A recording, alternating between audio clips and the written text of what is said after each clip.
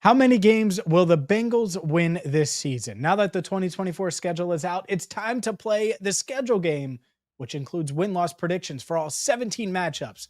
Let's do it right now on Cincinnati Bengals Talk.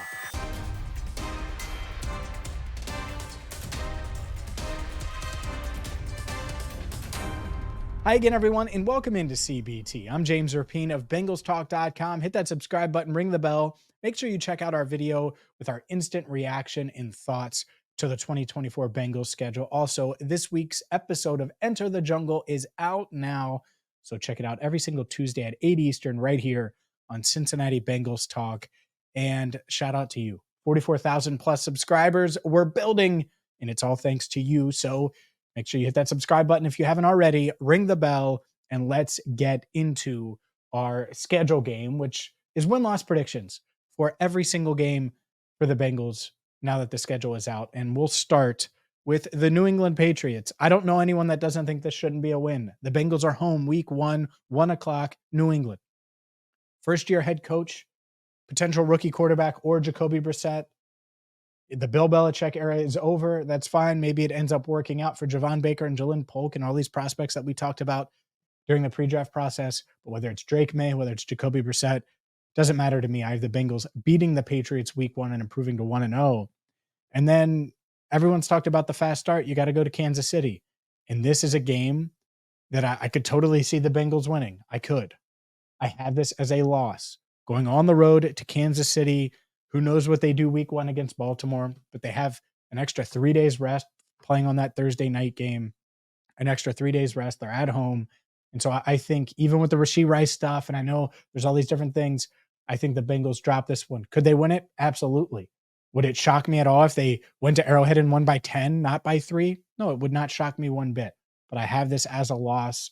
I have the Bengals starting the season 1-1, which is better than the past 2 years. Then this is where it gets really fun because I think you look at the Washington game on Monday Night Football in week 3 and the Carolina game the following week. It's on the road trip I'm looking forward to from a going to Carolina in September perspective. But these should both be wins. I assume the Ring of Honor game will be that Monday Night Football matchup against Washington. All right, so it's September 23rd. Why wouldn't you improve to 2-1? I think they will. And then after that, Carolina, you should go beat Bryce Young or Andy Dalton, whoever's playing quarterback for Carolina, as they try to figure out their issues on offense and their issues as a football team. So 3-1 is sort of my expectation at minimum.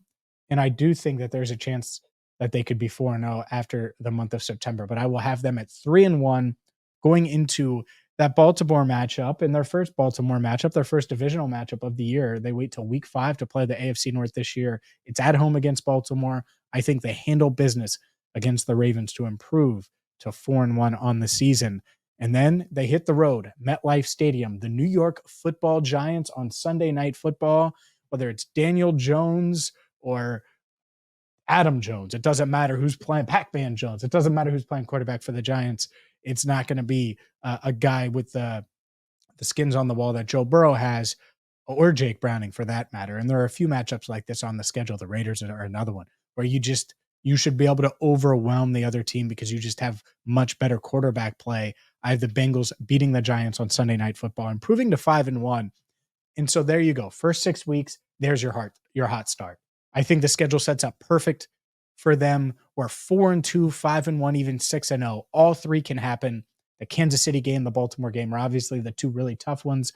The other games you got to handle business in. And if the Bengals do that, I could see them with at least 4 wins. I have them at 5-1 after 6 weeks.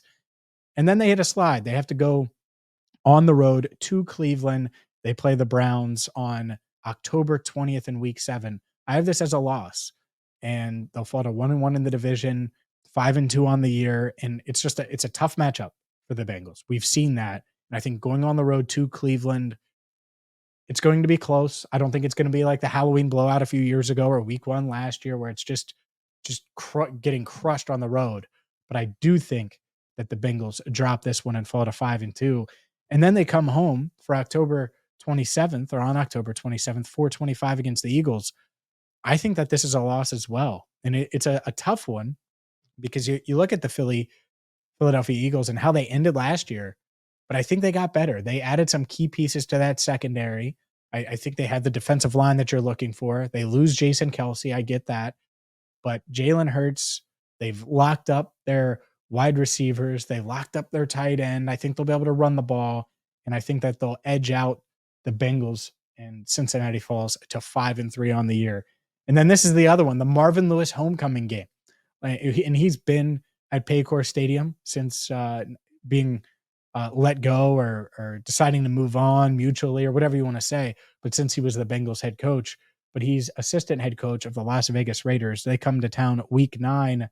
This is the other game where it's like you look at the quarterbacks, and regardless if it's Gardner Minshew, Aiden O'Connell, doesn't matter. You should have such an edge there.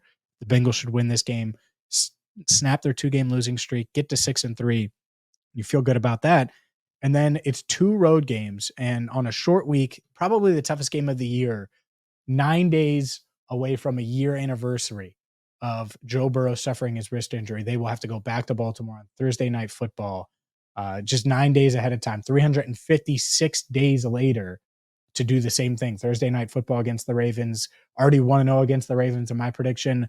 Well, make that 2-0. Get out the brooms. I have the Bengals sweeping the Ravens this year. I know it's a short week. I know it's a tough spot.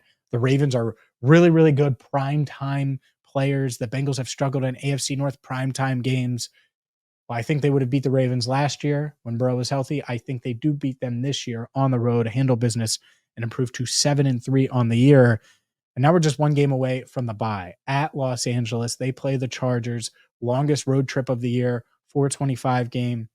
You got the Jim Harbaugh experience, Justin Herbert. I think the Chargers are going to be pretty good, but not good enough to beat the Bengals. The Bengals had that 2-game lull there where they went from 5-1 to 5-3, but they win 3 straight games going into the bye to get to 8-3.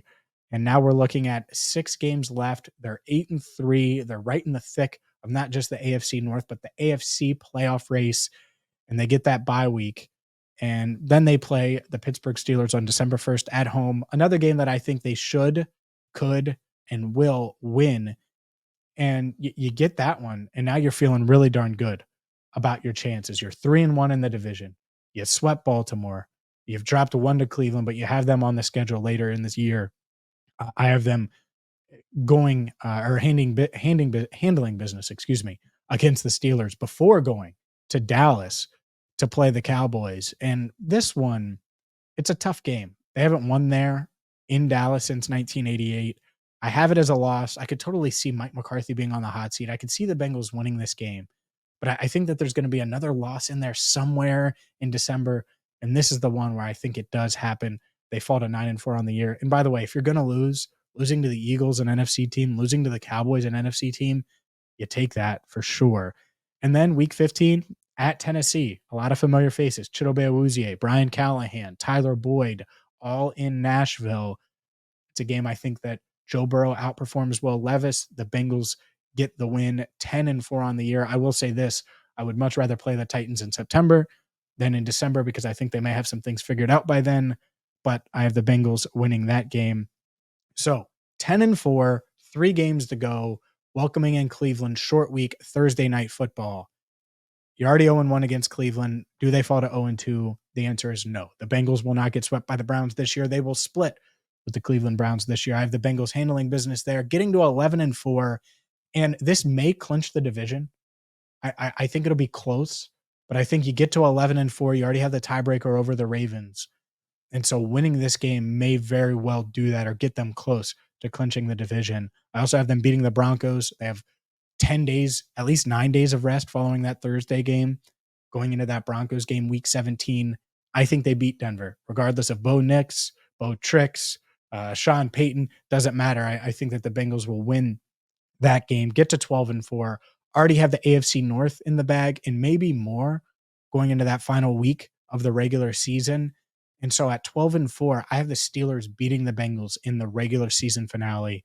So overall, the Bengals 12-5. They never drop more than 2 in a row, and they go on a couple of different winning streaks. And whether it's winning 4 straight from week 3 to week 7, or to week 6 rather, before losing in week 7, they win 4 straight again from week 9 to week 13 with a bye in there.